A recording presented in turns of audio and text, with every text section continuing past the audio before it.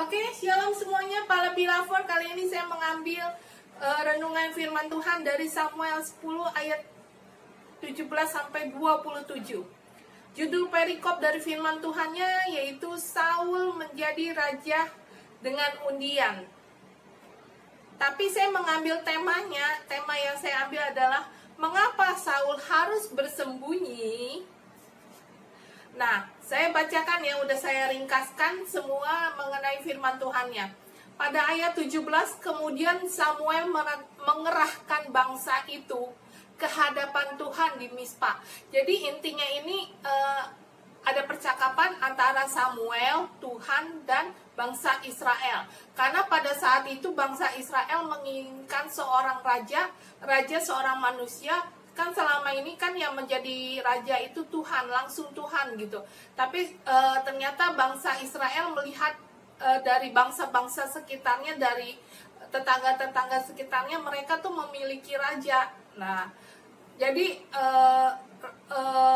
bangsa Israel itu kepingin memiliki seorang raja manusia gitu. Padahal lebih tinggi otoritasnya Allah sebenarnya, ya kan? Nah, kemudian Mispa itu di mana sih? Daerah Mispa itu tempat yang terkenal di daerah Benyamin ya. Terus arti dasar dari Mispa itu adalah menara jaga, tempat untuk berjaga-jaga. Terdapat di Yosua 11 ayat 3. Selain itu Mispa itu merupakan tempat sejarah ya. Untuk tempat kediaman pada waktu itu tuh tempat kediaman dari Gedalia, yaitu gubernur atau wakil penguasa. Itu dapat dilihat di 2 Raja-Raja 25 ayat 23 sampai 25. Terus juga merupakan tempat pemberontakan para Seleukid. Selain itu Mispa juga merupakan tempat di mana Saul diurapi sebagai raja. Tempat itu Mispa itu tempatnya cukup terkenal pada zaman Saul itu ya. Nah, kemudian Tuhan berfirman, Tuhan telah menuntun orang Israel keluar dari Mesir dan telah melepaskan kamu dan dari tangan orang Mesir dan dari tangan segala kerajaan yang menindas kamu. Jadi maksudnya selama ini tuh Tuhan tuh berbicara gitu dengan Samuel. Kalau pada saat lampau sebelumnya itu Tuhan tuh telah mengeluarkan bangsa Israel itu dari perbudakan bangsa Mesir dan dari orang-orang tetangga sekitarnya yang bermusuhan dengan orang Israel gitu ya kan.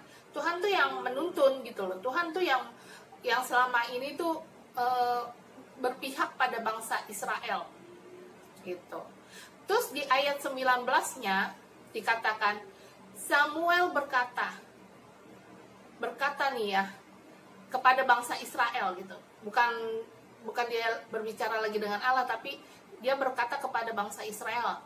Nih kurang lebihnya, kamu telah menolak Allah gitu.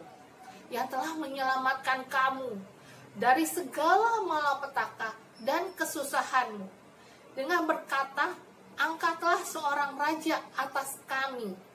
Maka berdirilah kamu di hadapan Tuhan menurut sukumu dan kaummu. Jadi waktu Samuel setelah mendapatkan suara dari Tuhan, maka dia datang kepada bangsa Israel dan mengatakan, kamu kan udah nolak Tuhan nih, kamu meminta seorang raja, ya udah Tuhan memberikan. Tuhan memberikan apa yang kamu inginkan dalam hatimu gitu. Terus Samuel juga memberi perintah di ayat 20. Segala suku tampil di muka. Tampil di muka semua suku nih ya. Kemudian diundi. Setelah diundi ternyata dari suku Benyamin yang terpilih. Kemudian dari suku Benyamin dibaris lagi kan di depan, berbaris semuanya. Diundi lagi. Ternyata kaum keluarga Matri namanya. Nah, kemudian kaum keluarga Matri berdiri nih di depan kan dari suku Benyamin, terus udah dapat dari suku Israel, semua suku Israel 12 kan tampil di muka, akhirnya dapatlah suku Benyamin. Dari suku Benyamin ini kemudian tampillah dibuang undian, yang menang itu adalah keluarga Matri. Dan keluarga Matri itu seluruhnya maju ke depan kan. Dari keluarga Matri itu terpilihlah Saul bin Kis. Saul bin Kis ini dipilih menjadi raja. Saul berkata kepada Tuhan, apa orang itu juga datang kemari? Kan karena Saul pada waktu itu nggak ada gitu ya kan. Jadi Samuel ini bertanya kepada Tuhan gitu, berdoa dan bertanya kepada Tuhan, apakah orang ini ada di tempat ini? Maksudnya datang kemari gitu. Tuhan menjawab, sesungguhnya Saul ini bersembunyi di antara barang-barang gitu. Nah, terus didengar dong oleh bangsa Israel kalau yang menang undian menjadi raja itu adalah Saul bin Kis. Akhirnya Samuel bilang, oh Saul ini lagi bersembunyi, katanya gitu, bersembunyi di antara barang-barang gitu. Nah kemudian orang Israel ini berlari dia menghampiri Saul, dia cari Saul tuh ada di mana, kemudian bersembunyi itu di mana gitu. Dan diambil, udah ketemu, nah kamu di sini.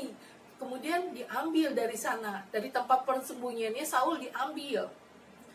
Dan ketika Saul berdiri di antara orang Israel, itu parasnya itu tingginya itu lebih dari rata-rata dari orang Israel gitu, tinggi orangnya.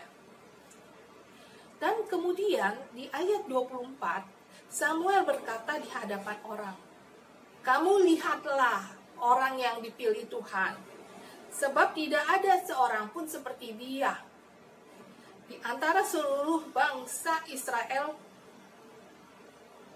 Sehingga orang Israel itu berkata, hidup raja, hidup raja. Karena kenapa? Saul itu lebih tinggi, perawakannya lebih tinggi. Terus begitu akhirnya para bangsa Israel setelah Samuel ngomong, nah kan dia beda gitu loh, perawakan, maksudnya orangnya beda di antara bangsa-bangsa Israel. Maksudnya Samuel ini berusaha mendukung Saul. Akhirnya bangsa Israel setuju, hidup raja, begitu katanya.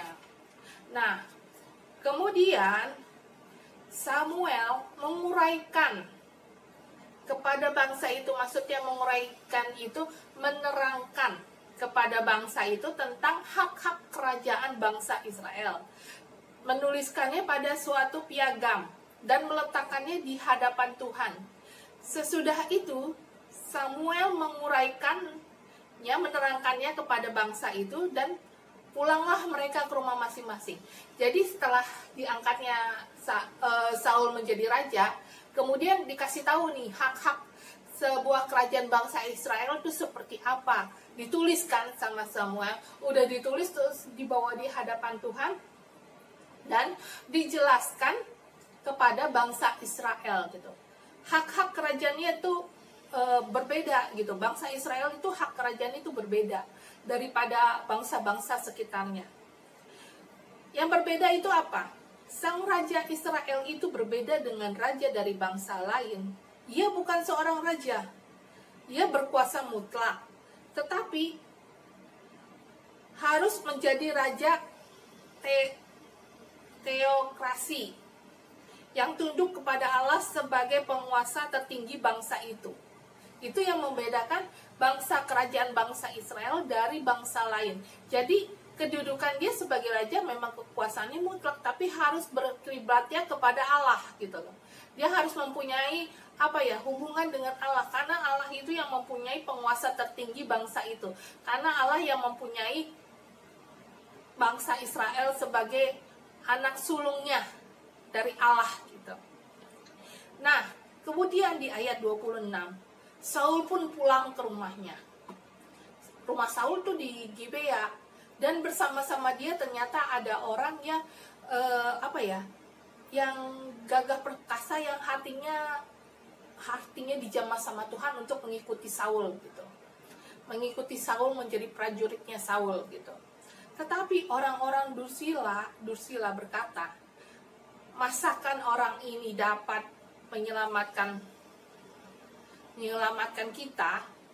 Mereka menghina dia dan tidak membawa persembahan kepadanya, tetapi ia pura-pura tuli gitu.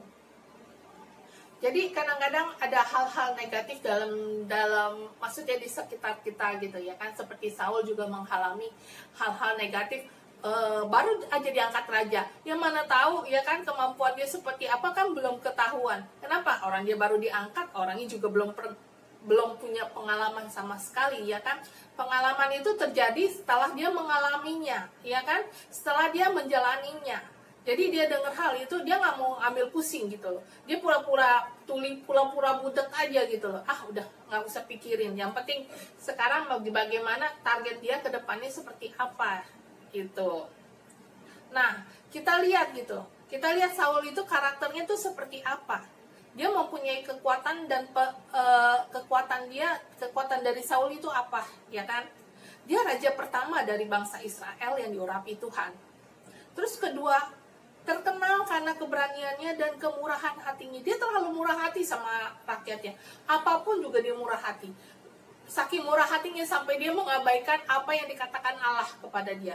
Padahal kan seharusnya dia lebih mengutamakan Allah daripada bangsanya. Karena yang memilih dia lewat undian itu, dia menang itu karena Allah kan. Karena otoritas Allah yang memilih dia gitu. Terus postur badannya yang tinggi itu yang membedakan, yang merupakan kekuatan daripada Saul ya kan. Sekarang kelemahan dari Saul dan kesalahannya apa sih sebenarnya dari Saul sehingga sehingga Allah itu murka dan menolak dia ya kan. Kemampuannya untuk memimpin tidak sesuai dengan harapan yang tercipta dari penampilannya. Kadang-kadang penampilan itu suka menipu ya kan. Penampilannya yang necis, yang bagus, yang keren, ternyata apa, ya kan? Nah, terus bersifat impulsif dan cenderung melampaui batas-batasnya. Kadang-kadang dia tuh nggak tahu kemampuan dia tuh seperti apa. Kadang-kadang dia tuh lebih banyak menggunakan kekuatan diri dia daripada dia bertanya, berkonsultasi, berdoa sama Allah. Sebenarnya ini kesalahan daripada Saul. Membiarkan rasa iri hati. Saul itu nggak baiknya tuh dia kayak perempuan gitu loh. Kadang maaf ya, perempuan itu kadang kan cenderung memiliki lebih banyak menggunakan perasaan. Saul ini seperti ini gitu loh. Dia lebih banyak menggunakan perasaan daripada otak dia gitu loh. Jadi dia punya perasaan iri hati, dia pupuk gitu loh, ditanam semuanya, dipupuk gitu loh.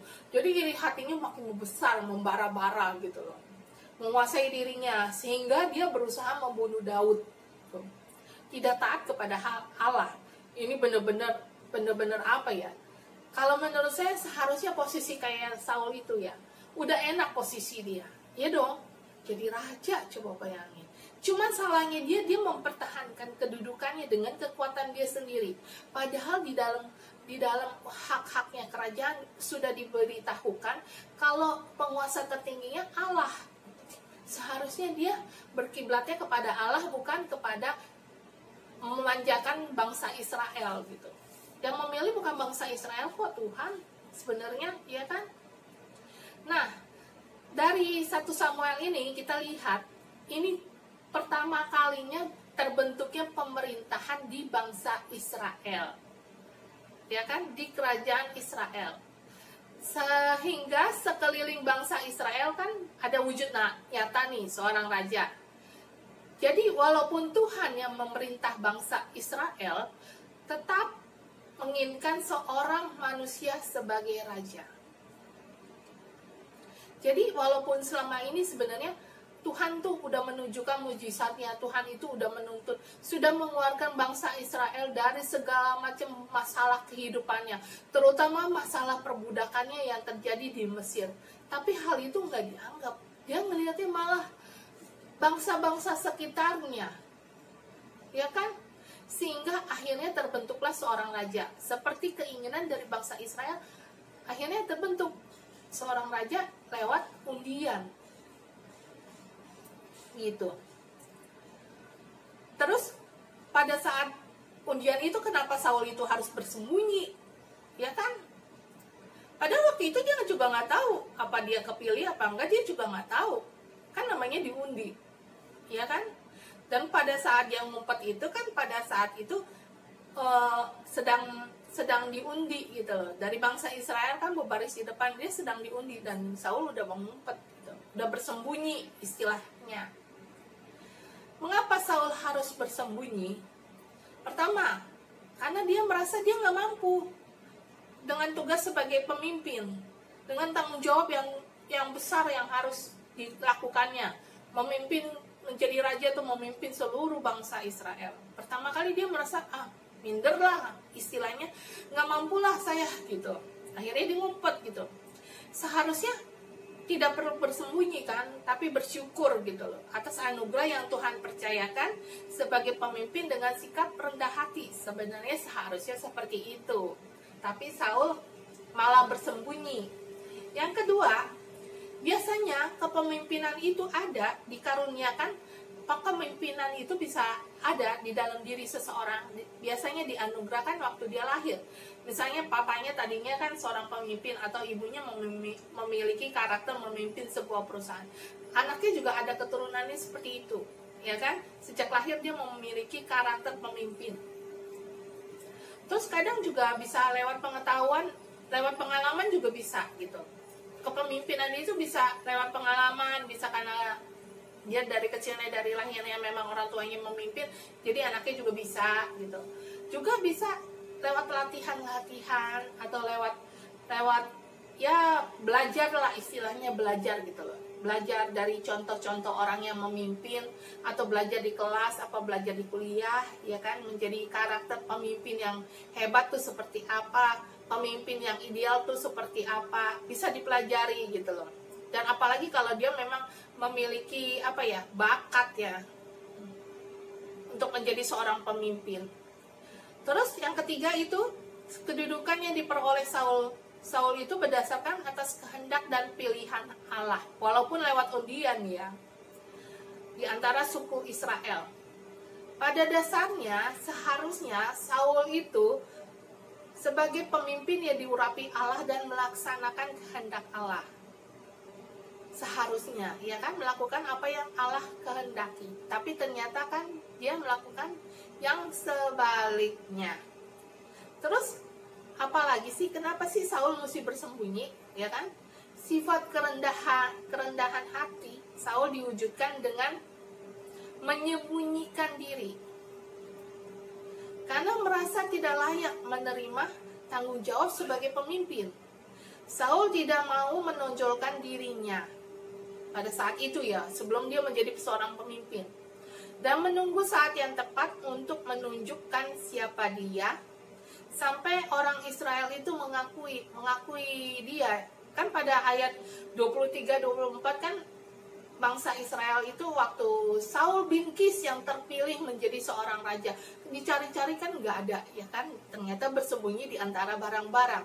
Dan akhirnya Samuel berdoa kepada Tuhan. Kemudian Tuhan memberitahukan dia bersembunyi di antara barang-barang, dan akhirnya bangsa Israel mencari gitu, barang-barang yang mana nih gitu. Akhirnya ketemulah gitu.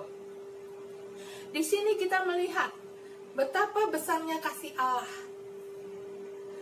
yang sering ditolak oleh umatnya. Kadang kita juga bersikap seperti itu, ya kan? Tetapi tetap menunjukkan kasih setianya kepada umatnya. Allah adalah Tuhan yang sudah mengeluarkan bangsa Israel keluar dari kesusahannya yang besar, yaitu perbudakan di tanah Mesir. Namun bangsa Israel menolak untuk bergaul erat dengan Allah. Padahal rugi loh, menolak Allah itu sebenarnya rugi banget kalau menurut saya. Seperti yang saya lakukan pada saat saya melarikan diri. Betapa bodohnya. Kalau saya ingat yang kemarin saya ingat, aduh bodoh banget ya saya ini gitu. Dengan ketakutan yang tidak jelas, dengan pikiran yang tidak jelas, dengan intimidasi iblis yang tidak jelas, yang bikin saya akhirnya melakukan suatu kebodohan. Sebenarnya itu yang saya lakukan, ya kan? Dan lebih memilih seorang manusia itu sebagai raja. Dari dahulu kita melihat sifat sifat manusia yang ingin selalu mencari jalan keluar untuk kehidupannya sendiri, untuk masalah kehidupan pribadinya sendiri, tanpa apa ya, tanpa mengundang Allah untuk masuk dalam kehidupannya. Lebih banyak manusia itu mengandalkan kekuatan dirinya sendiri. Biasanya sih seperti itu ya. Dan terpisah dari Allah. Kadang tanpa kita sadari, sering kita menolak Allah gitu. Dan dengan menghindar dan bersembunyi dari Allah. Kita tanpa sadar menolak Allah secara keseluruhan hidup kita. Tetapi kadang kita menolak rencana-rencana Allah dalam hidup kita. Ya kan? Apa iya, apa benar, apa dengan kita melakukan seperti ini kita bisa hidup enak, ya kan? Kadang kita seperti itu, namanya manusia, ya kan? Pikiran-pikiran manusia masuk ke dalam otak kita. Kadang-kadang kalau kita dalam pikiran seperti itu, seharusnya kita lebih banyak berlutut di hadapan Tuhan, kita lebih banyak berdoa di hadapan Tuhan, kita lebih menanyakan apa sih sebenarnya rencana Tuhan dalam hidup kita, apa sih jalan keluar yang sebenarnya yang harus kita lakukan di dalam kehidupan kita. Itu sebenarnya yang harus kita lakukan, ya kan? Malah Tuhan ingin memakai kita masuk dalam rencananya, dengan keterbatasan kita, dengan ketidakmampuan kita, dengan ketidaksempurnaan kita, tapi Tuhan akan memakai kita dengan rencana Allah yang luar biasa. Dan semuanya, kalau Tuhan udah menetapkan kita untuk masuk rencana Dia, pasti semuanya untuk kemuliaan Tuhan. Kita nggak tahu ke depannya, kayak saya nggak tahu ke depannya itu seperti apa. Tapi saya tahu semuanya tujuannya hanya untuk Tuhan gitu, untuk kemuliaan Tuhan semuanya gitu. Kadang kita berkata, kadang di antara teman-teman saya di tempat kuliah, ini aku Tuhan, utuslah Dia. Ini aku tapi utuslah Dia, gitu. Seharusnya kan Tuhan, ini aku, utuslah aku. Seharusnya seperti itu. Cuman kan kadang-kadang manusia banyak egois, memilih sana sini. Saya juga masih begitu kok. Saya masih banyak kelemahan. Terus terang, saya masih banyak kelemahan. Dan saya masih banyak pertimbangan-pertimbangan. Ya kan? Nggak mudah gitu loh. Untuk berkata ya itu memang nggak mudah sebenarnya. Walaupun kadang saya membawakan konten YouTube ini, firman Tuhan ini, renungan firman ini, kadang-kadang itu menusuk dalam hati saya seperti pedang berbelah dua gitu loh, memisahkan hati dan roh, ya kan? Jadi kemana aku melangkah, ada penyertaan Tuhan yang sempurna, ada campur tangan Tuhan yang sempurna. Kasih Allah begitu sempurna di setiap kehidupan kita. Di dalam segala hal, seharusnya kita semakin merendahkan diri, taat kepada Tuhan. Kita membiarkan Tuhan untuk memilih kita dan kita masuk dalam rencana Allah sebenarnya, ya kan? Seperti sekarang ini kita lihat dalam COVID-19 ini, kita lebih banyak bersembunyi, kita banyak diam di dalam rumah, ya kan? Bersembunyi dalam arti maksudnya kita diam gitu, kita harus diam di dalam rumah, kita lebih banyak di dalam rumah. Kadang-kadang kalau dulu saya keluar ya, saya maksudnya di pagi hari apa di siang hari, saya merasa biasa aja gitu. Tapi sekarang ini kalau saya kan jarang keluar, saya banyak di dalam rumah, ya kan? Saya banyak kerja, akhirnya saya memutuskan untuk kerja, mencari nafkah lewat konten YouTube, ya kan? Dan saya lebih banyak diam di rumah, saya lebih banyak kuliah, saya lebih banyak membaca-baca firman Tuhan untuk referensi yang mana sih yang mau saya bagikan. Kalau saya di hati saya belum ketemu yang klik untuk tema, judul suatu tema, saya tuh belum mau membawakan, saya masih mencari gitu loh. Dan akhirnya kalau udah ketemu, saya tulis, biasanya buru-buru saya tulis. Misalnya, oh ya tema ini kayaknya cocok nih ya untuk saya bawakan. Akhirnya saya cari gitu loh, perikopnya tuh, firman Tuhannya misalnya udah dapat yang ini, terus temanya saya udah dapat ini, klik nih, yang ini klik gitu ya, udah saya bawakan. Seperti itu sih. Cuman ada satu yang saya lagi gumuli, cuman rada-rada buat saya ada agak susah ya, jadi saya mesti lebih membacanya lebih mendalam. Itu sih seperti itu. Karena saya juga masih belajar, masih banyak belajar. Manusia selama masih hidup, kalau menurut saya, kita harus selalu belajar dan belajar. sampai kita mati gitu loh. Dengan begitu kita sudah memberikan yang terbaik kepada Tuhan, ya kan? Saya nggak pingin memberikan sesuatu tuh yang instan ya gitu. Jadi saya baca, kadang-kadang saya baca, oke, kadang bisa 1 jam 2 jam saya kelar. Kadang-kadang sampai berhari-hari saya memikirkan satu tema. Satu tema itu saya pikirin tuh sampai berhari-hari, bahkan sampai berminggu-minggu. Tapi kalau udah ketemu yang klik sama saya, tuh biasanya cepet buat saya. Seperti itu sih. Oke, kita sekarang kita berdoa ya.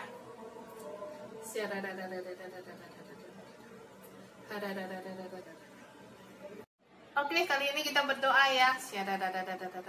Ya Allah ya Tuhanku, apa yang Engkau taruh dalam hati hamba ya Tuhan, untuk hamba doakan. Terima kasih Tuhan untuk semua yang telah Engkau berikan dalam kehidupan kami. Kami memuji dan mengucap syukur hanya kepadamu saja Bapa. Dan hamba percaya ya Allah ya Tuhanku, apa yang telah Engkau rencanakan di dalam kehidupan kami, anak-anak-Mu ya Tuhan, apa yang telah Engkau taruh, yang telah Engkau tetapkan di dalam hati kami masing-masing ya Tuhan, apapun rencanamu itu ya Tuhan, semuanya ya Tuhan, berilah kami petunjuk, berilah hamba-hambamu ini, berilah anak-anakmu ini petunjuk ya Tuhan, untuk mengikuti semua jalurmu, untuk mengikuti semua yang ada di depan mata kami ya Tuhan. Kami tidak melihat apa yang di depan mata kami dengan sesungguh-sungguhnya ya Tuhan, tapi kami melihat suatu rencana yang besar yang telah Allah berikan dalam kehidupan kami masing-masing ya Allah ya Tuhanku. Ya Allah ya Tuhanku, ada seorang pria yang di dalam keraguan, ada seorang pria yang di dalam keraguan untuk memilih memutuskan sesuatu di dalam hidupnya. Pak, berdoa, berlutut di hadapan Tuhan, dengar suara hatimu, perhatikan suara hatimu. Kadang mungkin kamu pikirkan ya, saya maju mengikuti pekerjaan saya seperti ini, tapi kamu merasa udah gak mampu, kamu merasa udah mandek, kamu merasa situasi di kantor udah gak enak, dan kamu merasa ada satu panggilan Allah di dalam kehidupanmu, tapi kamu merasa, itu gak benar, itu gak mungkin, itu gak ada kepastian dalam hidup. Tapi Pak, coba kamu benar-benar telusuri gitu loh, benar-benar kamu kamu rasain dalam hati kamu, apa itu panggilan hidup kamu. Kalau menurut saya itu panggilan Tuhan Pak, cuman kamu selama ini berusaha acuh tak acuh, seperti saya waktu itu ya, saya acuh tak acuh gitu loh. Saya berpikir nanti aja, nanti lagi, saya masih banyak yang harus saya inginkan, masih banyak yang saya cita-citakan. Tapi kamu enggak, kamu kebalik, kamu merasa itu semua adalah suara hati kamu dan bukan suara kamu. Tapi percaya Pak, nanti ada, mungkin saya yang bicara pertama, nanti ada orang kedua, ada orang ketiga dengan waktu yang berbeda akan bicara kepada kamu Pak. Percaya, kamu dengarkan saja suara mereka. Kurang lebih nanti kita nggak kenal satu sama lain, tapi nanti intinya akan sama. Kamu dengar inti dari pembicaraan mereka akan sama. Aku berdoa ya, kepada orang yang sedang dalam kebimbangan, kepada Bapak ini sedang dalam kebimbangan ya Tuhan, berilah ya Tuhan ketetapan hati, benar-benar ketetapan hati untuk mengikuti apa yang Engkau inginkan ya Tuhan, apa yang telah Engkau rencanakan di dalam kehidupannya ya Tuhan, apa yang Engkau taruh di dalam hidupnya ya Bapak. Walaupun banyak keraguan-raguan dalam kehidupannya, banyak sekali pertanyaan dalam kehidupannya, banyak sekali yang menjadi pertimbangan kehidupannya, hamba taruh di salib Yesus. Berilah ya Tuhan dengan kuasa darah Yesus Kristus, api Roh Kudus akan menyala-nyala dalam hidupnya, api Roh Kudus akan membara di dalam hidupnya, api Roh Kudus akan memberi petunjuk kepada dirinya ya Tuhan. Terima kasih Tuhan Yesus, apa yang telah Engkau berikan dalam kehidupan kami, apa yang telah Engkau pegang dalam kehidupan kami, kami percaya ya Tuhan, semuanya hanya untuk kemuliaan-Mu saja. Terpuji-puji nama-Mu ya Tuhan. Haleluya, amin. Terima kasih beloved semuanya, jangan lupa like, comment, share, subscribe, dan bunyikan loncengnya. Shalom.